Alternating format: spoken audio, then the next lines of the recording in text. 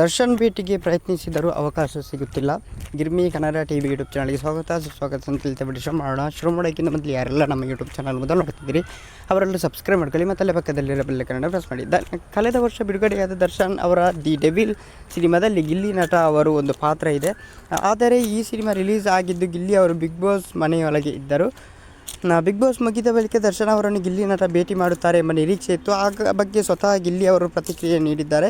ಇನ್ನು ನಾನು devil cinema ನೋಡಿಲ್ಲ, ಶೀಘ್ರದಲ್ಲೇ ನಾನು ಅದನ್ನು ಕೂಡ ಮಾಡುತ್ತೇನೆ ಎಂದು ಹೇಳಿದ್ದಾರೆ.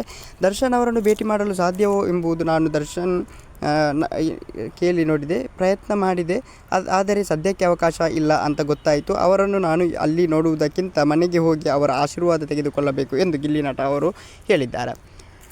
ಓಕೆ ಕೇಸ್ ಮುಂದೆ ನೋಡಲು ಸಿಗೋಣ. ಅಲ್ಲಿ ಲೈಕ್ ಶೇರ್ ಸಬ್ಸ್ಕ್ರೈಬ್ ಮಾಡಿ. Love you so much. Support ಮಾಡಿ, ಎಫರ್ಟ್ ಆಗ್ತಾನೆ ಇರ್ತೀನಿ. Thank you, by. ದರ್ಶನ್ ಅವರನ್ನು ಭೇಟಿ ಮಾಡಲಿಕ್ಕೆ ಗಿಲ್ಲಿ ಅವರಿಂದ ಸಾಧ್ಯ ಆಗಲಿಲ್ಲ ಅಂತಲೇ ಹೇಳ್ಬೋದು. Thank you.